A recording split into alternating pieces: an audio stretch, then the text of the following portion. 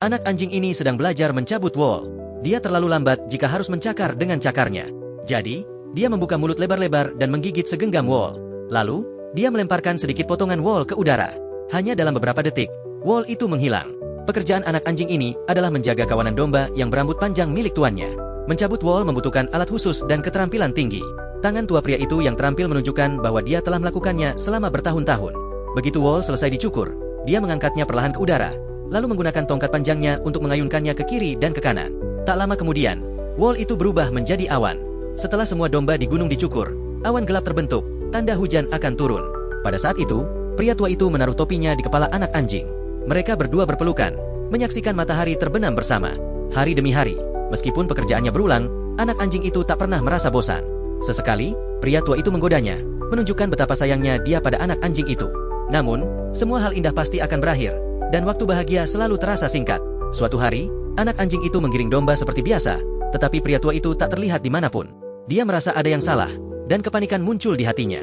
Dia datang ke depan pintu rumah pria tua itu, mengendus dengan hati-hati, dan berpikir bahwa tuannya pasti ada di dalam. Dia menggonggong 2 kali, tetapi tak ada jawaban. Ketika dia mendorong pintu dan masuk, dia melihat bahwa pria tua itu telah tiada. Dunianya runtuh seketika. Dia hanya bisa berdiri tak berdaya di sisi tuannya. Dia tidak tahu sudah berapa lama waktu berlalu. Daun-daun berguguran masuk tanpa ada yang menyapunya. Anak anjing itu kelaparan. Dia ingin ikut pergi bersama pria tua itu. Tapi tiba-tiba, dia mendengar tangisan domba di luar. Dia tak tega meninggalkannya. Anak anjing itu keluar dan menemukan bahwa lereng bukit yang dulu penuh kehidupan kini telah menjadi tanah gersang. Hanya ada pohon mati, pasir kuning, dan semak berduri. Sudah berhari-hari tak turun hujan, karena tak ada yang mencukur wol domba lagi.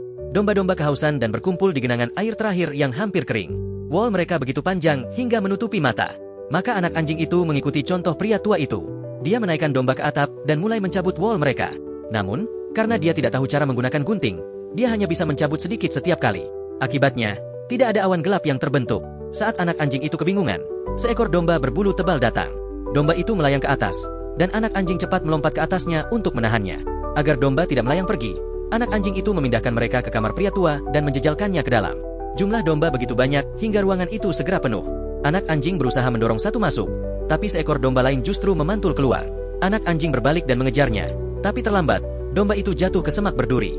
Anak anjing itu tak bisa masuk ke sana. Dia berputar-putar dengan cemas. Tetapi tak disangka, domba itu keluar sendiri dari sisi lain. Wol di tubuhnya tersangkut duri, dan potongan wolnya perlahan terbang ke udara melalui celah-celah semak. Meskipun sebagian menghilang, masih banyak yang tersisa dan terangkat tinggi ke langit. Anak anjing itu mendapat ide. Dia menggulingkan semua domba di lereng bukit agar jatuh ke semak berduri bersama-sama. Dengan cara itu, dia bisa mencabut wol dalam jumlah besar tanpa banyak usaha. Banyak wol melayang ke udara, dan awan gelap tebal mulai terbentuk. Hujan yang lama dinantikan pun turun kembali. Segala yang ada di bumi hidup kembali. Anak anjing itu mengambil alih pekerjaan pria tua itu dan menjaga semua yang ditinggalkannya. Namun, pria tua itu tak benar-benar pergi. Dia hidup selamanya di hati anak anjing itu.